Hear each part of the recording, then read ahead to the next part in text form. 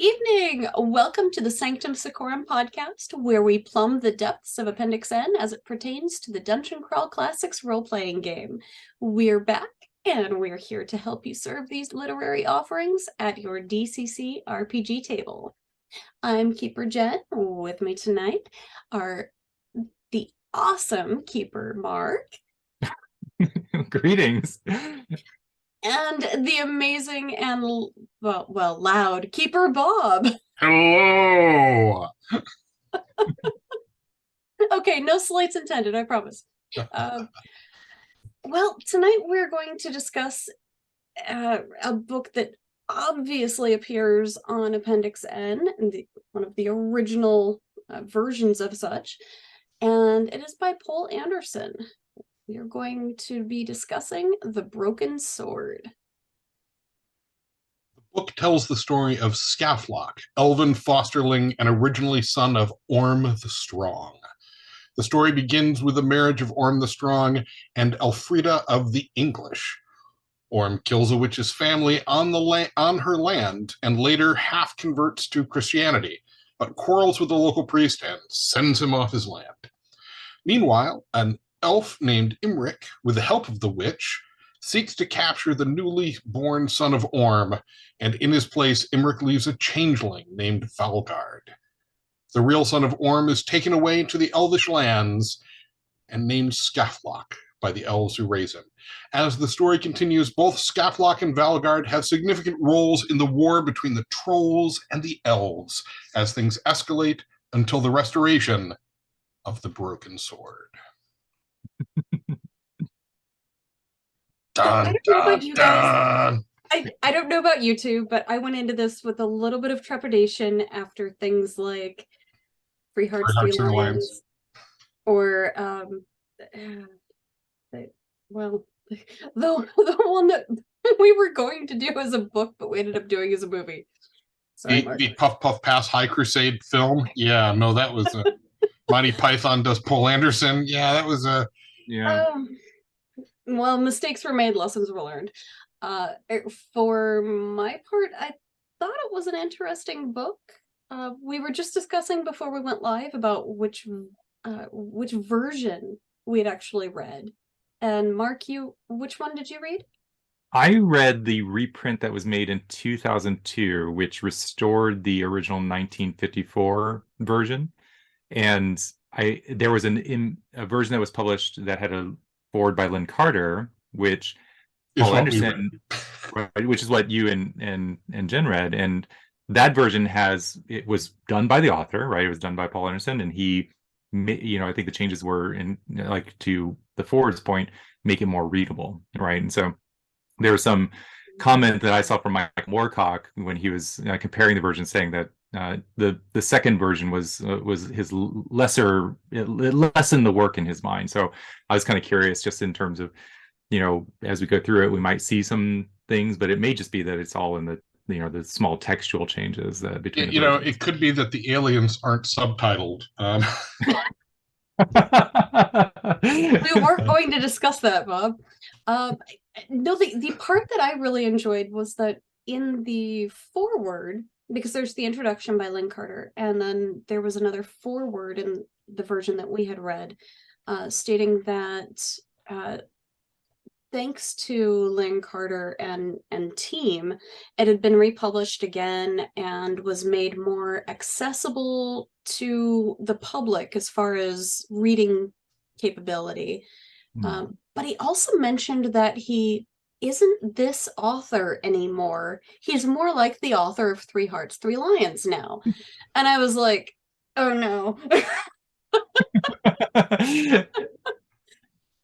Well, I want to start by saying that I liked this book. And now I'm afraid that because I got angry emails after I didn't like Three Hearts, Three Lions, I'm going to get angry emails for liking this one. That's what's going to happen, and I know it.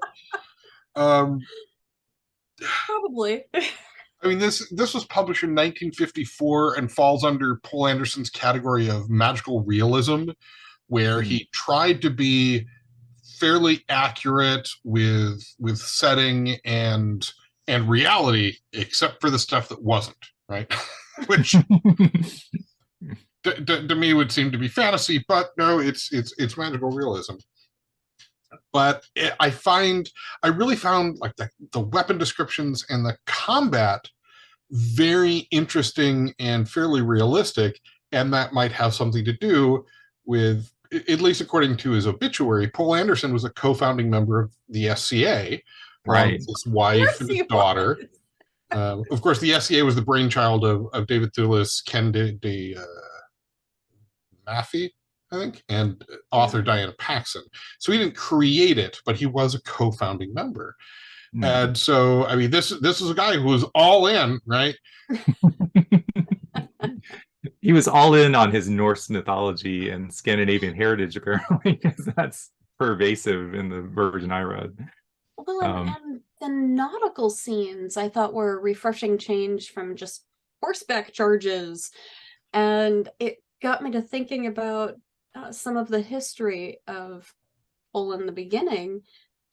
I shouldn't say in the beginning, but tying back to being friends with Jack Vance and building the houseboat. And yeah, I was thinking of that while I was reading it, just like in terms of, how this compares to that circle of, Frank Herbert and Jack Vance and Poul Anderson all kind of being friends and being in the same, space and, just in the creative space at the same time, because this is like basically the same time that some of the Dying Earth works were being, created in the 50s, and obviously, Frank Herbert's writing.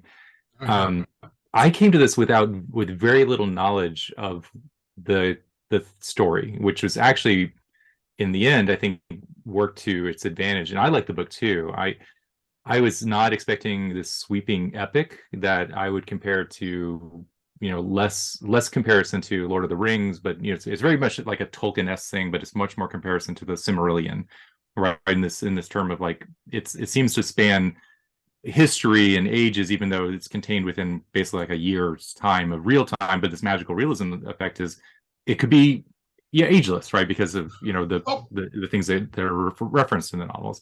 But it does span more than that year's time, right? I mean, it does follow both of our quote unquote protagonists from pre-conception to death. I mean, the last half of it is all 1 year, but there's all those pieces and jumps and pieces and jumps. And I agree, it's wholly epic in scale and told in one novel. Yeah, but it has this, it's very much like a Greek tragedy sort of arc to it, and this, the mythological hero quest and all these things that it was so dense for the shortness of the novel. It's like 270 pages, 280 pages, something like that. But it feels like a much, a very dense novel just in terms of like what it's trying to accomplish. Whether it successfully does that or not, I think it kind of depends on your take on the book. But for me, I mean, it was an introduction and immersion in a world that I had rarely come across, right? Just especially like the Scandinavian mythos, which is so much a part of like modern fantasy and modern Dungeons and Dragons and role-playing games. But this is kind of like going back to a point in time when that was probably not, offered, very much, outside of like the Fae of Lord Dunsany and these other kind of, precursors. Well, and I would almost say that modern RPGs sort of use almost mock Norse mythology, right? It's it is what was drawn from Norse mythology in the early games, which is then filtered down, and this really is rooted more in that mythology. This isn't necessarily just Norse, though. This is not necessarily just Norse. No, it is not. There's some Celtic in there as well. As a matter of fact, he talks about, if I must fight a drow, right, which comes from the Scottish drow or trow, which was a troll. But when I saw that in there, I was like, drow! I was all excited. No, you've got the Tuatha De Danann and the Cindy and all the and all the she, and it really threw me back to the days over 20 years ago when I used to just chew up the Morgan Llewellyn ancient Celtic historical novels, and I hadn't delved into that for quite some time. So I would say that I would not mind rereading this. I would, however, say that I would not mind rereading this as a book. The audio, some of you know I love Bronson Pinchot, but this is just not Oh, the book. Balky does Poul Anderson? Really? Oh, wow. Oh, that's rough. That's rough. It was something. What was interesting to me is that this presented much, I assume, and not being well versed in other than sort of like, peripherally, versed in like Norse mythologies as you kind of absorb the, our modern culture and things like that. And like I've read a lot of like, Gaiman, who obviously references a lot of like sort of this mythology as well. But what I really thought unique about this, at least, or from my perspective, is that the way that the trolls and the elves are depicted is so different than how they are in modern fantasy role-playing games, and it is probably hewing much closer to that original sort of concept of those creatures, right? The fake creatures that they're both really sort of one side of each of a coin, right? The trolls are sort of the opposite of the elves in many ways, but they're clever, they're intelligent, they just happen to be brutish and strong, but they're equal in magic and power to the elves, right? And in fact, that's referenced a few times, like our spells will counter each other, so it's just the pure combat now, right? In terms of, but you don't think of like trolls in the context of you don't think of trolls engaging in naval battles, right? Yeah. But it's this really rich depiction of those things, and I like that. Like that kind of taking some closer aspect of that to the original myths and presenting that. And I think that's a really intriguing thing for fans of this genre. Well, and the difference in trolls from role-playing games is really funny, since if I'm recalling correctly, it is Three Hearts and Three Lions that introduces the troll that we are used to seeing in D&D. And so this earlier novel where the trolls, they harken back closer to the Norse meaning of their name, which are fiend or demon, and they're creatures of the earth. And I agree, they're more akin to what I would imagine ogres to be, except maybe a little bit brighter, but a lot drunker. But yeah, and then the elves. Oh my God, that first description of the elves' eyes, that they are all cloudy blue without whites or readily seen pupil, and talking about the flecks of black that, the motes of darkness that move across their eyes. Oh my God, that right there, I was hooked. Compared to the soulless black of the troll, the troll's eyes. Yeah. I like that elves. Go ahead, Jen. I'm still a little stunned that the elves kept dwarves as thralls. Well, there was like this intermingling that is depicted, because the trolls kept elves as thrall, they reference, right? And they also have this, I think, when he's going out and recruiting, Skaflox or Imric is going out and recruiting other elves, there's this concept of they are basically like half-breeds. There's some of them that have troll blood in them, or some of them that have dwarven blood in them. And so there's this kind of like intermingling concept, and the thralls are kind of this currency, or they're pervasive. And I love how like goblins are considered. I was trying to find a quote, but it was something like, I think the goblins are basically like, they're not at least they're not as bad as trolls, or something like that, but better to have been conquered by goblins. At least they are a well-mannered people, in comparison to the trolls, which you don't think of these kind of archetypes in the role-playing sense being, having this origin of intelligent fey creatures who, provide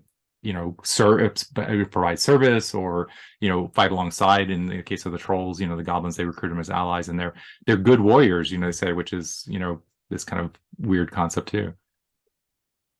It really makes me go back to like the tables in AD&D of, were these races friendly to each other? Yeah, no, I can totally see that. And with the thralls, with the thralls in mind, there certainly are some disturbing themes that run through this story, right? I mean, we can all agree there. I mean, were we not gonna get into that? Well, and I will just say, you know, a lot of people were weirded out when Luke Skywalker discovered Leia was his sister after he had kissed his sister. Well, if that shocked you, this book is really going to disturb you. Yeah, there are no more mysteries as to how changelings are created. Oh my! That I was so You. when they first got to that point, I was like, oh, this is not the novel I was expecting. No, yeah, But no, love that I'm novel. with you on that. At least it all happened so fast from conception to gestation. But that was just Well, disturbing. and later on, you know, the elf women who are left behind are very much like, well, you know, this will be intriguing because it's new and different, you know, to try this even, you know, which is like the lust aspect of this novel is very much at the forefront and very much like a kind of, you know, theme throughout. And, you know, it ties together with obviously the sister brother tragedy that's at the forefront too. But there is a lot that I think could be problematic for, you know, modern readers, modern sensibilities, certainly because it is Oh yeah. very much of its time, and it's referencing, you know, age old traditions and practices that are not, you know, certainly current. The one thing that when I was reading is like, oh What a my, nice way to put it. yeah, I was reading as like 1 second. I think there's one phrase when it's like he's describing Frida, and he's like, "Oh, she's much more of a girl than a woman." I was like, "Ooh," Yeah. so that's even on another level of not. He doesn't know he's her sister at that same point, but it's like, oh, that's getting a little bit creepy. So, But you know, age-old traditions. Yeah, the bearded one really is the evil twin. Oh, hey, hey. But yeah, I mean, there's things in there. It really is. It's disturbing, but it also serves, I think, to emphasize the difference in the mores of near immortal beings versus humanity. Right. mm-hmm. I mean, elves have a very casual attitude about things and don't really understand love because when you live for thousands of years, things get boring, and so variety is the spice of life. And for humanity, which is this fleeting candle, that is not necessarily the case. But wow, yeah, there's man. Wasn't the human child growing to be taller than the elven parents? Did I misinterpret that? He was the tallest and most stalwart of all of the warriors, at least for the Oh, moment, you mean because he Scaflock? could wear the iron. Yeah, you're talking about Yeah, yeah. Scaflock. He was the strongest. He grew into, you know, a stature that would, you know, surpass the elves, and you know, but part of it is, you know, he's the hero from you know, the archetype from the human world too, and but all the human are depicted as sort of like the males, at least, are like these robust warrior aspects, you know, that kind of are this Norse ideal, you know, in many ways. Yeah. I was, Well, you know, one thing that kept recurring to me as I was reading this is that, you know, they're both a lot of the, like you said, Bob, there's a lot of the sort of like immortals have almost like an amoral sense, right? You know, they're very much sort of like right. side of morals, and that somewhat pertains to the protagonist in some ways, but I was curious what you guys' thoughts were, because, you know, Valgred, who is the changeling, who's this, you know, Reaver character who's very much like a, you know, uncontrolled berserker. I found myself sometimes, you know, finding sympathy for him, because obviously he was birthed out of no, you know, volition of his own, and he sort of had this, you know, tragedy in his background. But then he often, you know, had these kind of references to these softer moments, right, when he's like burying his not sister Asgrid, right? He has this kind of like moment of compassion where he takes her and you know, buries her in her grave, or he often thinks, should I have this bond with my kin who are not my kin? And similarly, like, Scofflock is this, you know, traditional hero character, but he often, his actions are very much distasteful in many ways. You know, he's very much a killer and a murderer in some cases, and at the end, of course, he's, you know, driven by the sword. Well, But, you know, I felt like both of these are trying to like undermine, you know, the positions of, you know, how they were set up originally, like, you know, nature versus nurture. pure Or in evil this and case, stuff like nurture versus nature. Mm-hmm.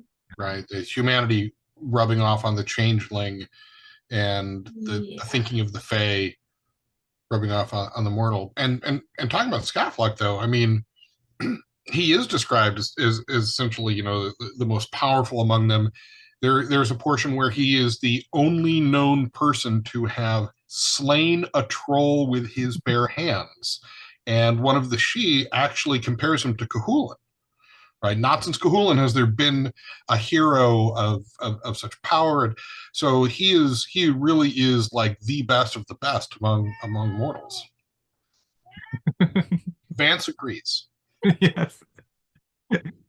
That concept of him being the best among the mortals is the passage that just made me laugh the most was they travel to the ice giant kingdom, right? And they go into trick, and it's actually kind of nice how they're echoing a lot of the hello, they're echoing a lot of like sort of the Thor mythology, where he tricks the giant into building recreating the sword for him, but he's there with one of these these half gods, right? The Manin and MacLear, and they get through that and they escape, and then basically in half a page it's like, and they had this epic series of adventures, and it would be a whole nother story if we told it, and that's it. Now we're back to our novel. And this tale will also be told. Lies, lies, I tell you. But it's basically like this concept of like, he had so much, he had a lifetime and beyond of heroes' adventures just in that one sort of quest to leave the ice giant's land.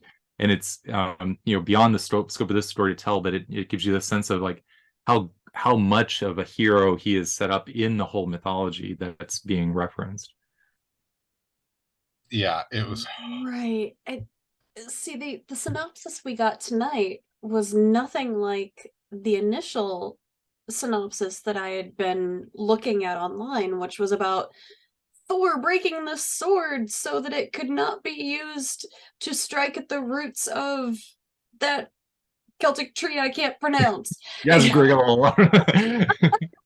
Plex, yes.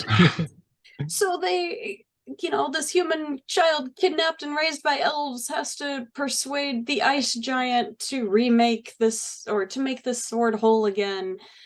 But he must also confront his shadow self. And It literally, that was kind of the neat thing.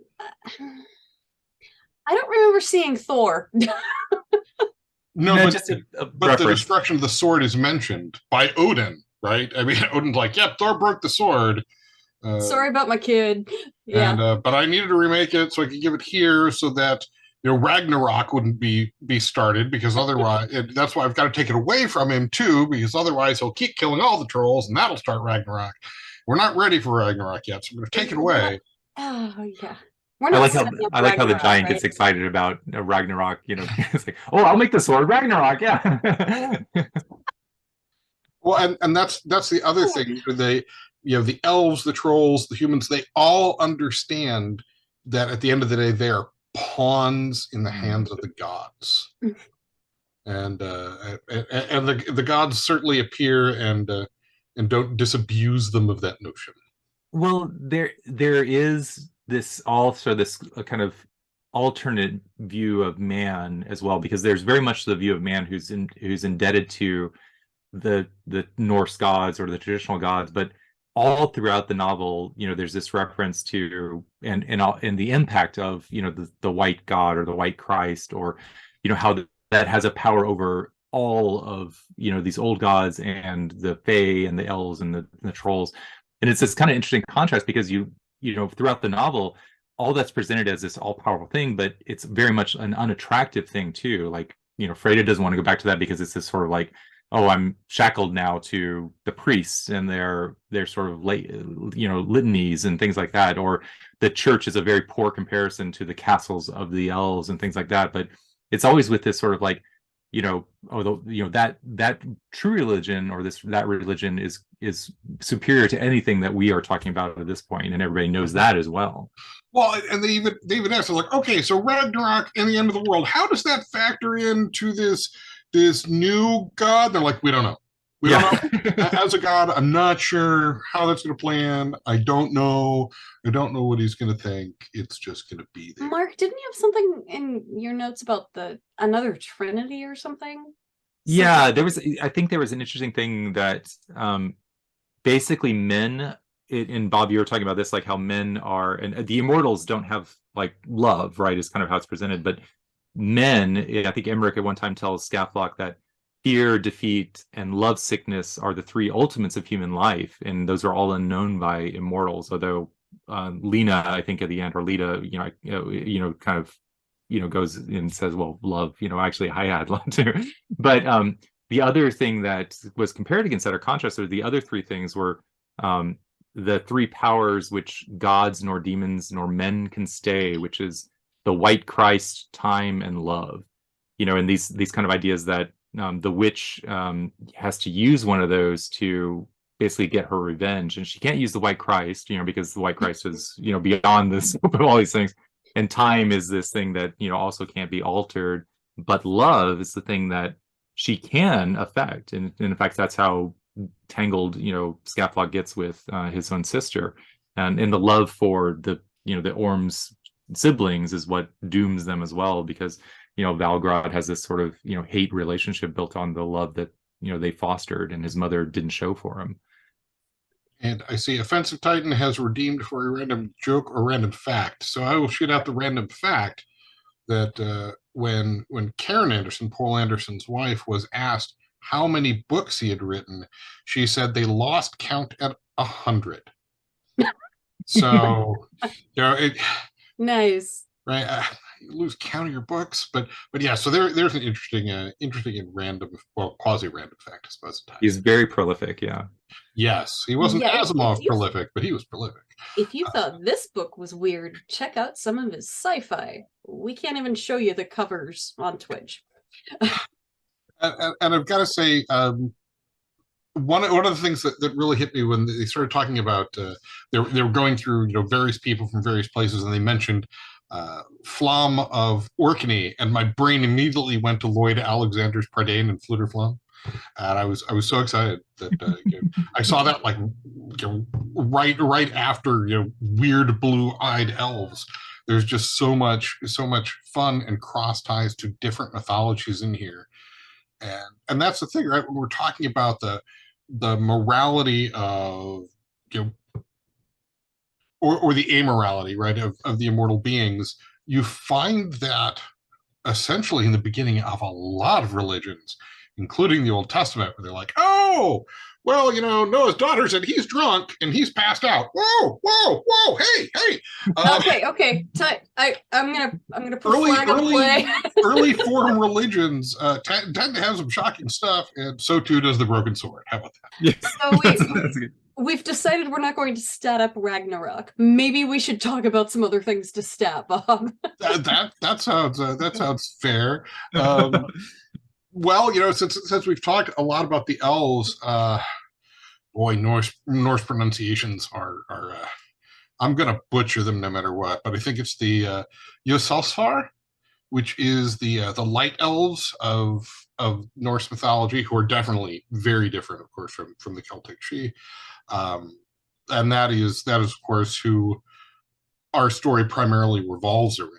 And I would love to stat up these eerie all blue-eyed elves and their powers and their things. It's just like, yeah.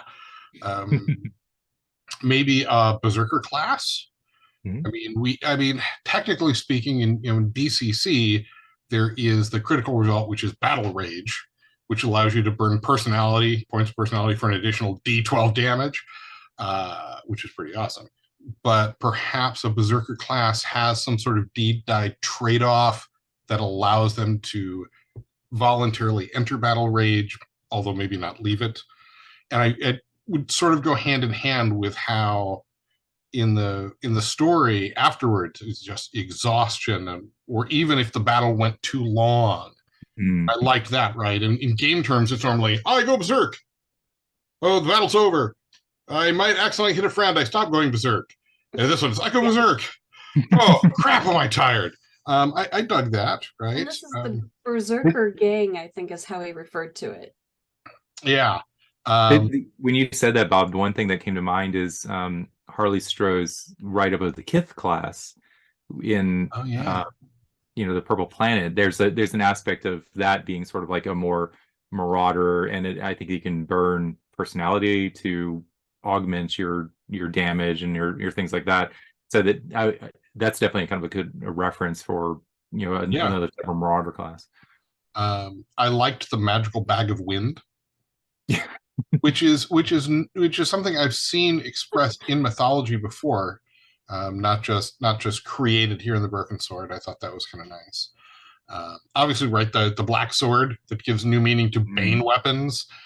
It will be your Bane. Wait, but I'm wielding it. It's supposed to help me kill other things, right? Yes, and then it will kill you. No, Shade of Icarus, no, not Taco Bell bag, no. And then the Okay, whole, maybe. Githaian Chinese dwarves that are wholly unlike the actual Shen of Chinese mythology that play bumper pool on their way through buildings. Literally having to carry a shield so that when they hit a wall, they can turn because they can only move in straight lines, which of course made me think of hopping vampires, because that also is a traditional monster in out of Asian mythology that has a very, very strange form of locomotion. Those are sort of the things that stuck out to me the most. What about you, Mark? The battle with the white worm in I'm going to be very bad at my Norse pronunciations too, but Jotunheim or Jotunhelm, where the ice giants live. It's this kind of, it's not quite a dragon, but you could, it's probably some sort of snake-like creature. But the intriguing thing was how it marred and pitted their weapons, as its venom, basically, burned away the wherever they were wielding. I like that aspect. The trolls, I mean, I think just like the elves, in how the light elves, how they're depicted, I think the trolls make a very interesting monster, just from the way that they're described, and just how rethinking trolls is kind of like in the DCC vein of, it's not what you expect from a monster. And I like, the idea that, trolls doing the unexpected and being more intelligent and having magic, like you said, similar to ogres. Being more sensitive to magic as well. Yeah, I mean, that was an interesting thing too. Like, Yeah. in DCC, elves have this kind of iron vulnerability, but it's like a very much a low level sort of like, oh, I'm uncomfortable, and if I touch it too long, I'll be hurt by it. But I think the moment like Scaflock was in battle with a troll and his iron shield touched like a troll's face, it seared it, as how it's described. And that sort of is kind of a cool, thing to build into the monster or the class, that, either the elves or the trolls, that they have this, burning aversion to iron that can actually instantly wound them. I love the idea of how you build and forge a sword, that they quench it in venom, and that imparts like this poison power to it. So when the giant is reforging the sword, he specifically says, they can hear the venom quenching, sound, and it creates this kind of like toxic, gas they're kind of away from. But I love that. And maybe there's some other things you could use to imbue your sword with, different types of things, not just poison, but, there's other things you could quench your sword in, whether it's, blood of a demon or, the dragon's breath, things like that. The shape-changing cloaks were really cool. I think the big take on that one is that he couldn't bear any of his clothing or any weapons when he had to change shape. So he had to get fully undressed, and he could be only wearing these skins in order to change into the otter or the wolf or the eagle. And I think at one point he's like, I can't carry the sword and change shape, so I have to be a man and dress, get my clothes back on. And I like that kind of limitation built into, what's normally considered, like a druid wild shape form. You don't care about those things, but in this case, you have to be sort of, to be methodical about how you do that. There were some interesting sort of like throwaway things that he were just referenced. Like, I think at one point he said they fought an elemental giantess, a giantess. And I love that, sort of concept of what is an elemental giantess, in terms of DCC. And he also referenced a witch in the Iron Forest. And I think these are good for like adventure hook, monster hook type things. The last thing I loved is wizard skis. You know, I think at some point in the book he's skiing and hunting, and Oh, he yeah. specifically says, "I have on my wizard skis." You know, and he's going and he's traveling fast over the landscape. Oh God. I love that sort of shown you the mundane wizard van. Yeah, it's like slaloming away, you know, as he's on his skis. So I will never look at Aspen the same way again. yeah. It's the What cold waste answer to the wizard van. Yeah, there we go. what about you, Wow. Jay? Followed by the wizard snowboarders. Yes. Oh man.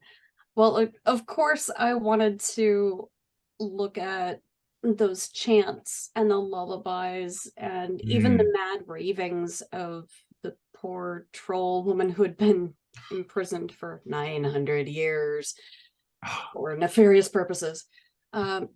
Those could so easily be audible components of curses or spells, especially the more that we get into the Dying Earth setting now.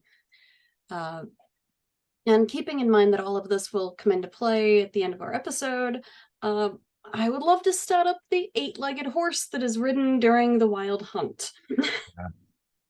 That just, yeah, that's something. Which I think is Odin's steed Schleppnir, or however it is pronounced. Because Odin has an 8-legged horse, and it was Odin leading the wild hunt. Yeah. Right. I didn't get the name. I got the 8-legged horse. Sorry, that's the part that caught my eye. You've got the Elf King was introduced to us briefly with a very vivid visual description, but nearly nothing of his power. So I thought, yeah, we've got the patron, but what would it be like to actually give him stats? And same goes for the Troll King.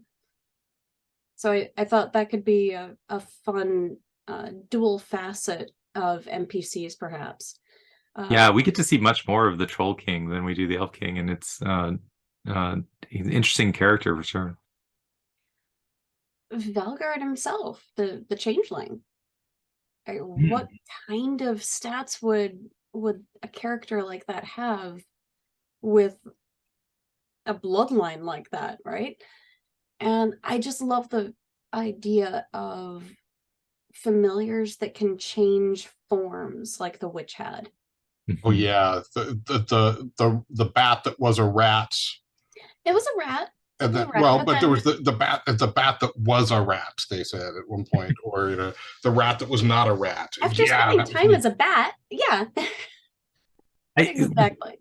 I don't know about you guys, but I loved the chapter where the witch enters into a pact with the devil, and how that's described, and how she has her familiar suckle from her breast and like biting her, for blood. And that was just so much like, that's again, calling back to Dying Earth is very much like what we had in mind for the witch class, which that I love that that description. What I liked is, there's essentially 2 attempts at making a pact, and the second time when she is trying to make a deal with her dark servitors, like, I already own you, and that last guy wasn't me, right? You know that. It's like, oh wow, that's that's never good. So 2 patrons. She's got 2 patrons, and neither one of them like her. Neither one of them like her. Yeah, if you're looking at Lankmore rules, she's got a pretty high patron die for both of them and needs to do some major favors to get those down. So for audio suggestions, I have a very paltry suggestion, but one that stuck with me throughout the entire thing, especially after meeting the fawn, and that would be Creature of the Wood by Heather Alexander. Which is fitting because, if I recall correctly, Heather Alexander is the artist who stepped into the realm of the Fae to save her changeling brother, who emerged without her and emerged as Alexander James. Thank you. I couldn't remember the last name. Yes. So yes.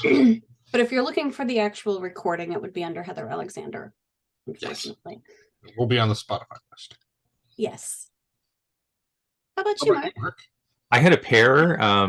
So we'll slowly build up to Bob's massive tome, as always. There are two albums that that I like, and I got when we took a trip to Iceland and had an enjoyable time there. But one of them is called Edda Myths from Medieval Iceland, by the Sequentia Ensemble. And it's kind of Edda in musical prose form, so kind of very much in the Skald tradition. And it's one that I just like to have playing, and as a background music. And then I'm again gonna butcher these pronunciations, but I want to hear it. Islan Skulker, instrumental Icelandic folk music, and this is by Magnus for Sigmundsson and Rand R. Jonsson. And so this is traditional Icelandic folk music, that I think this one came out in the 1996 or something like that. But again, it's if you like sort of the Skald, sort of epic, music and kind of inspired by those stories and the Eddas, which is the Icelandic tradition, taking from, the Danes and the Norse. Those are really great albums just to have, as part of your library. All right. So I went with a couple different musical genres that tied in, starting with sort of the folk style music. There is an album which is Shala, which confuses me because it's spelled with a K, by the duo Valkyric, who until recently were touring Renaissance festivals and other venues of that sort around the US. It's got some great solid vocals, haunting tones to it, vengeful, really nice. There is Nordic and Viking folk by Ragnarok Nordic Viking folk, which is sort of self-explanatory there, right, on the folk side. And there is Odin's Raven Magic, and this has lots of names I can butcher, Mark. By Sigur Ross, Hilmar Hilmarsson, Steindor Anderson, and Maria Holdemarken Sigvusdottir. That's I know really what good. it means, right? The daughter part at the end, I get it. But all of those are fantastic folk and traditional style music. Then for those that like more rock and metal influences, there is A Night at the Nordic House, live with the Symphony Orchestra of the Faroe Islands by the band Tyr. How Far to Asgard is another great album by Tyr. There is a band called Skald. I think Skald is how it's pronounced. I don't know. I sort of lost faith in pronunciation after Shella being pronounced spelled with a K. But Huldufolk and Vikings Chant are both really, really great albums by them. And I put together, I think, everything I couldn't find. I think Islands Klukur is the only thing I couldn't find. So there is a Spotify list to accompany this show that is 11 plus hours of music. Nice. Okay. And, very so cool. we'll include that with the show notes. I dropped it into the chat. Please don't start listening to it now because you'll miss the rest of the show. But and it'll there's be so much interesting. powerful I music promise. and imagery, right? And that sort of ties in with what Jen was talking about all the verse and poetry in the book. There is this massive, oral tradition in Nordic history of this is how stories were told until they were eventually written down. And so there is no shortage. I mean, I could have gone on for days. I could have made a Spotify playlist that would play for days, but it didn't take me that long to read the book, so I didn't think I should, have a playlist long. So yeah. Thank you, Bob. And now we get to the segment of Keeper Mark's ludicrously long lexicon words of the day. I love that. We come to this segment that I've come to love because of the embracing of the nerdery that is verbiage and the OED. Yes. This one, of the day. This one was much more like when I was reading the book, I was like, oh, I have to write that one down and look it up later. I have to write that one down and look it up later. And it reminded me of reading the Dying Earth novels and doing that to exactly a lesser degree in this one, because this is because the words were real. Yeah, the words are real, and they actually, you can find them in the OED. They're not invented, so much. So if you're in the version I read, and I think you guys confirmed that most of these words, or if not all of them, probably appeared in your version too, but there's a lot of this sort of Scandinavian, Anglo-Saxon, Old English sort of verbiage that's thrown throughout the novels, and it's a really interesting to read because most novels of fantasy probably take a much more direct approach to describing things, but I think Poul Anderson was kind of being very playful in some ways, by saying, I'm going to use the language that's part of the Eddas or part of like the Norse oral tradition. And so we don't have to go through this full list, but I think it'd be great if we, made that part of the show notes just to have there. But some of the ones that I really liked that were repeated often, a Birni, which I'm not sure if I'm pronouncing that right, but that was used over and over again. It's basically like a corselet or a cuirass, and you can get that from the context, but I'd never heard, Birni. I was unfamiliar with that one too. Yeah. There is the quern, which I love that word. It's Quern, which is just referenced one time. It's like they're passing, again, leaving the ice giant land, and it's basically like a crack or a crevice in a piece of ice, and you get the sense of, there's millions of words for the word, ways you describe ice and snow, and in sort of that context, because it's so pervasive in the northern latitudes, right? Where fjords and glaciers are, and you have to come up with ways of describing these things. So quern is a really great word, and it's very sound. It sounds nice as well. I love the way that when Imric and the Troll King Elric, I can't remember the name precisely, but when they transform into during the battles, Imric transforms into what's called a seamew, which is another word for a gull, right? And it's just, but that a seamew is this like great description, great alternate way of describing a gull. And an ernie, which is probably a more common word, but that's what he's an eagle, Ern, okay. Yeah, so or the Seamew. Yes, and Seamew. Seamew is what how Imric's shape changing is, and I think at one point the Troll King like basically attacks him because it's an eagle attacking a gull, and that to cast him down. And then there was probably my favorite one is a word I've heard before, but just it was used in a neat context and has a nice historical resonance, which is weregild. Yeah, and weregild is this lovely term, and it's used in other fantasy settings, but it was kind of fun seeing it here because it has this very much a real historical element to it, where you can find Norse law or Anglo-Saxon law that actually specifies how much you have to pay if you kill a different people of different stations, and it goes all the way up from a commoner or a thrall all the way up to a king, in terms of this is how much gold you have to pay the family or the kingdom, if you slay one of these these people. And I love the fact that this is kind of like a codified system that was used transactionally, to basically soften the blow of battle, right? Because you can make up for killing an alderman or a thane by paying the gold, and you don't have to have a revenge for it in that space. So it's basically a way of taking something that could cascade into. It's a civil penalty that avoids assassins, right? I was like, weregild. Oh wait, weregild what? Changeling what? Yeah. So that's my, if I had to pick one, I'd say weregild, but I loved seeing all these other uncommon words, and like you said, Bob, these are all things that when you look them up, they're real words. They're just they're obsolete, archaic, not in use, but they're there. They're there for the the plucking, for the game table, and only half of Vance's words were real.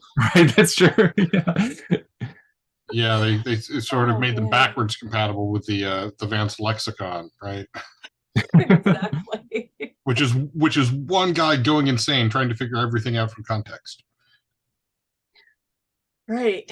Well, now we come to our existing materials that could be used to tie this book into your table play. And we'd already mentioned the Dying Earth setting. We touched on the Kith of the Purple Planet. I would also throw in, there's a module called The Trolls of Mistwood by Shinobi 27, one of the older third-party books, but definitely very trolly and witchy, and really makes me wonder if the author hadn't read The Broken Sword and said, I'm going to write an adventure around that. I'm a little sad because I haven't read it recently, so it wasn't as in the forefront of my brain. And wasn't that like the first of a trilogy? I know Well, there was more than one at Mistwood. least a series of two, but I'm not sure. I would also like to remind everybody that the DCC Annual has a chapter on named weapons, such as Brother Slayer, or our cursed sword from this book. So you can easily look at that and create your own, or pull one from that book and use it in your game. I just don't think the annual gets enough traction. I love that call out. It's really one of those things. I just recently reread it, and it's like, this is so much good material that, you know, doesn't get highlighted enough. So the annual, definitely you should check that out if you're a fan of the core book. Well, and speaking of things that don't get called out often enough, I know we mentioned Dying Earth, but there's this one little adventure by Terry Olson called The Sorcerer's Tower of Sanguine Slant that has a scene in there that, if you have read The Broken Sword and you recall the scene with the sword dance turning into one of the biggest battles, I think you'll really appreciate the tie-in. Yeah. And I'll let Marc take over from there. Yeah, I think we both, like, you know, started to ruminate on the Scald as a feature of the Lankmar Yeah. Warrior class, and I love that this, you know, the Scald is referenced many times in the novel, but the way that Lankmar implements it is really fun, because we had a lot of the players. I think one of the tournament games when we did, you know, the Lankmar tournament, one of the pregens was a Scald Warrior, and it was always great to see that used, you know, in the battles or in the combat, and we had some amazing sort of, you know, turns of play based on that. So the Lankmar setting has a great sort of, you know, similar, you know, inheritance for the, you know, that Farfred, you know, class, you know, that can take on, you know, sort of aspects of Scoffleck. The other one, and this is just one that, because I was doing my own sort of, you know, work in the space of ice and winter and the end of the world, the holiday module that I wrote, called Twilight of the Solstice, has, well, there's a throwback. It's a throwback. It was the 2016 holiday module. It has, if you're a fan of like giants and sort of like, you know, the Jontar and the Jotun, you know, sort of mythology, there's things that are included in that. It certainly could be, you know, reskinned, where, you know, part of the journey in the book is, you know, going to the ice kingdom of the giants. In that adventure, you are sort of transported to the, you know, the ice kingdom of the giants, and have to deal with that before, you know, time runs out, essentially, in the end of the world, through the endless stillness of endless winter, you know, comes about. So that was certainly something that, you know, several years ago, you know, if you haven't, you know, done the holiday stuff, that it was kind of a fun thing to write. But Bob, hand it over to you.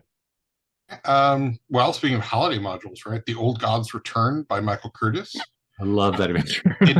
it draws on Scandinavian folklore, I think specifically Finnish, and so you can use that, I think, to help tie together a campaign if you want to set something in this world of the Broken Sword. Doom of the Savage Kings by Harley Stroh already feels like Beowulf, right? There barely any reskinning required. Super easy, barely an inconvenience. For a real deep cut, how about DCC number 29, The Isle of Fury by Greg Oppedesano? It includes Scandi bards who have kind of a resemblance to Vikings. It makes a direct reference to the Faroe Islands. It includes Niflheim, Odin, Loki.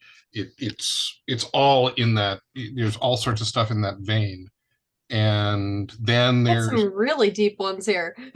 Well, hey, right? I mean, all right, hit us.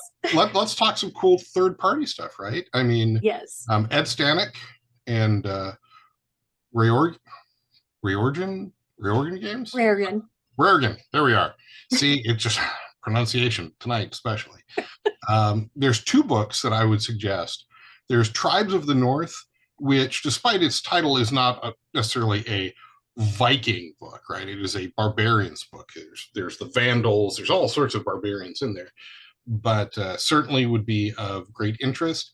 And because of the Celtic connections, there's Isles of the Celts. So there's 2 source books with spells and history and information, which would be fantastic. Dan Osterchuk did a series, Divinities and Cults, and volume 1 for DCC includes a number of Norse gods, including Odin and Tyr. James Spawn, hi James, we miss you, James. Did Warrior Horde of the I think it's the Einherjar? Einherjar, yeah. Which does it take place in a rural setting? But it's a full patron write-up based on Norse mythology, and that's out there and available. Friend of the show and Glober and co-host James Walls over at Living for Crits actually ran 2 sessions a week called Viking Crawl Classics, and cool. You can read about that on his Living for Crits blog, where he describes where he pulled all of the various inspirational materials, old D&D source books and things like that. And I believe he ran them through Sailors on the Starless Sea. And then finally, it's also worth mentioning that DCC community member Colin Broad is the author of the tale of Halfdaughter, I think. Halfdaughter the Black. It's available for free if you've got Kindle Unlimited. It's $1 if you don't. Besides having written a number of books based on Norse fantasy, he was also one of the folks who disagreed with Sanctum's general feeling of 3 Hearts and 3 Lions, and it's worth giving him a shout out since we really enjoyed this one. I see what you did there, Bo. Yeah, well, I thought when he first sent the angry email, I was like, all right, I threatened him that I was going to buy all this stuff and read it, and I did, and I liked it. So here's that. And beyond that, I guess that takes us to our feature for the show, Beyond the Black Gate by Harley Stroh. Yes. Jen, you want to tell us about it? Summoned by a coven of foul witches, the adventurers are bid through the Black Gate and across the multiverse in pursuit of the crown of the fallen Horned King. There, in the ice-bound gloom of the thrice 10th kingdom, they must pit their wits and brawn against his dread servants. His sullen citadel looms above the darksome woods and elfin ice caves, ruling over the mystic kingdom. Do you dare to ascend the throne of bones and declare yourself master of the wild hunt? Whatever your answer, the land beyond the Black Gate is sure to present a grim challenge for even the hardiest of adventurers. And nice. I can guarantee that Bob wore the crown. Yeah, I didn't declare myself master of the wild hunt. I lost my 6th level dwarf from player character because someone else declared me the master of the wild hunt. It was a thing of beauty. I'm still a little salty about that, but sort of not, right? But anyway, it is a fantastic adventure. I've never run this adventure, but boy, I played the daylights out of it when we ran it. When Jen ran it. Foul witches indeed. May I just say that Mr. Stroh knows how to write a foul witch. I mean, from Doom of the Savage Kings, his most recent, Thieves of Cold Corner, the Snow Witches from the Cold Waste of Lankmar, and this coven. I mean, it's I don't know if it's a theme in his life or what he's trying to tell us, but boy, does it Hardly fit blink in. twice if you're okay. I mean, no salt or shade thrown anywhere, but well, maybe a little over your shoulder, right? But I just there's something evocative about it, and for someone who says that he doesn't read Appendix N before writing adventures, I'm gonna have to call BS, man. There's just Well, such a brilliant blend here. Well, it's not that he hasn't read the stuff, though, right? Because he has. It's just that he tends to find the visuals more inspiring. Correct. Yeah. Oh no, and that's entirely why he has, thus far, politely declined to appear on our show.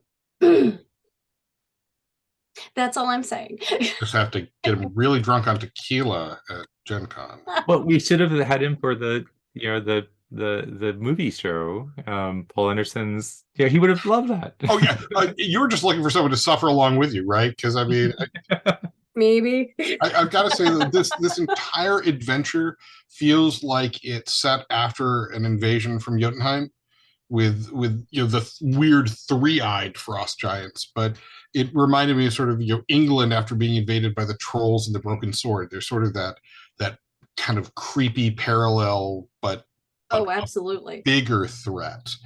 And obviously the master of the wild hunt is not the all-powerful or the near all-powerful being, right? He's not Odin like he is in the broken sword.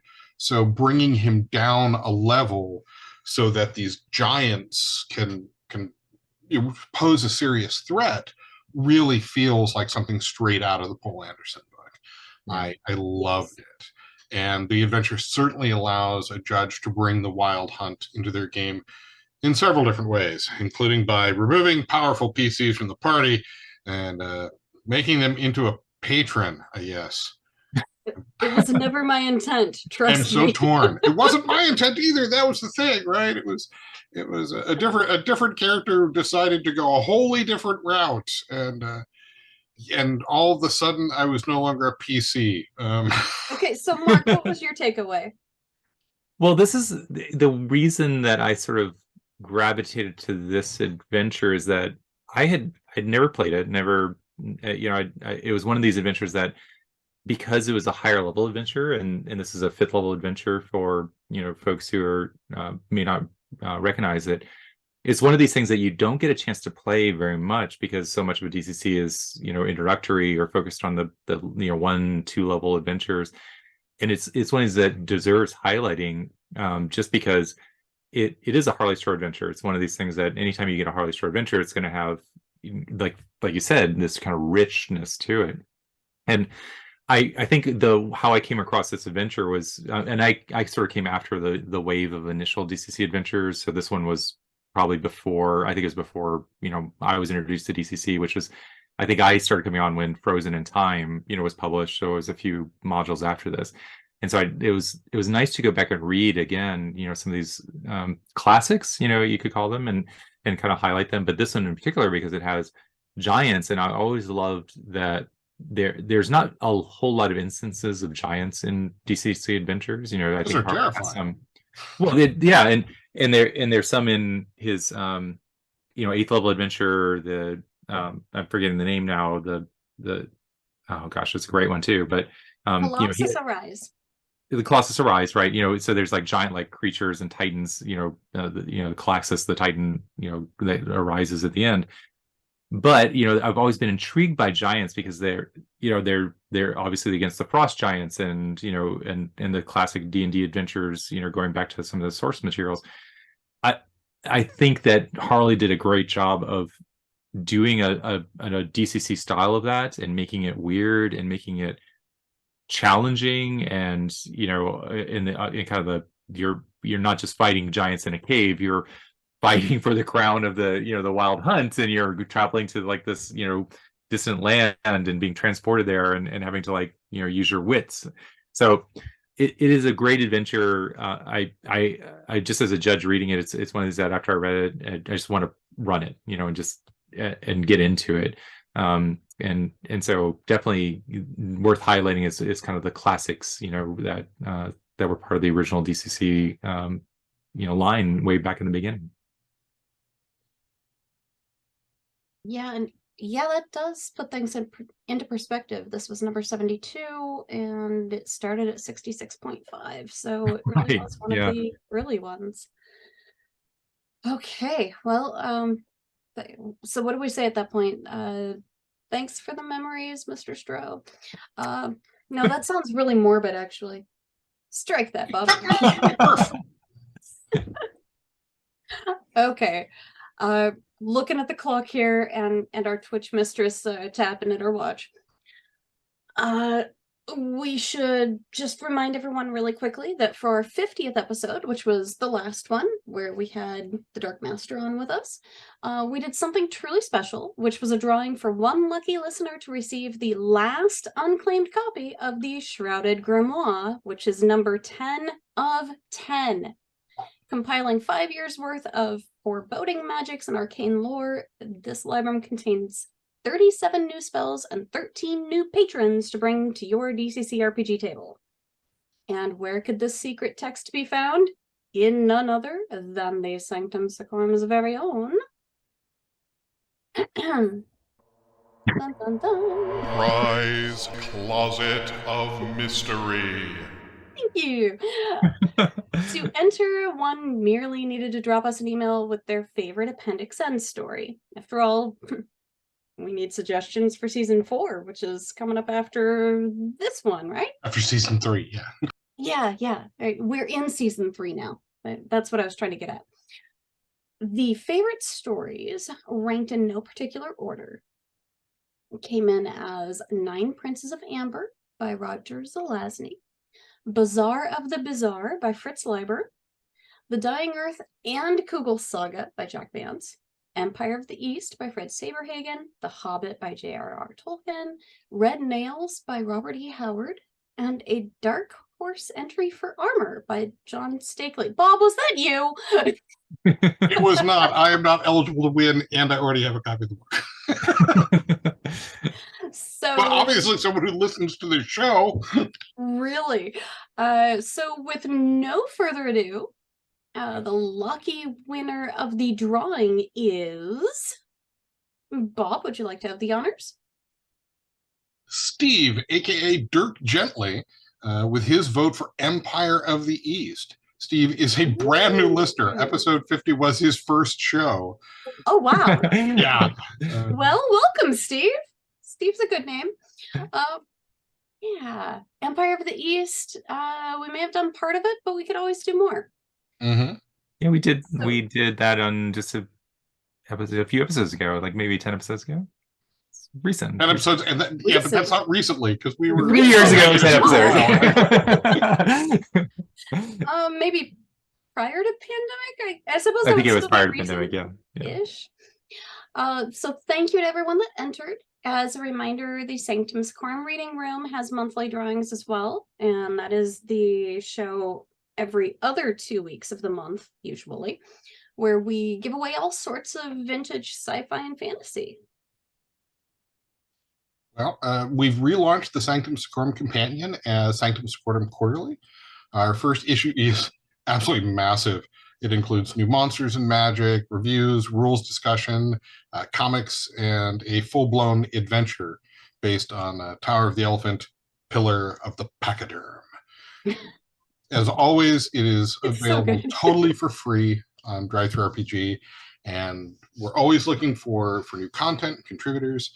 So if you're interested in joining the team for the long haul or just have something you want to contribute for a single issue, drop us a line at thehub@sanctum.media. We'd love to see what sort of things you've been creating. In the meantime, be sure to check out our new releases from Ugandan author Ashraf Braden, the Kakondo, Lukwata, and the Bakwezi, which was last month's entry. All of them are available at DriveThruRPG. They're only $1 each. and you can watch for the upcoming release as soon as Jen is done editing it and Mr. Goodman is done approving it, which is Camilla, which is devoted to a powerful river elemental. And the one right before it is the Bachwezi. Yeah, we have a pronunciation guy in the back now.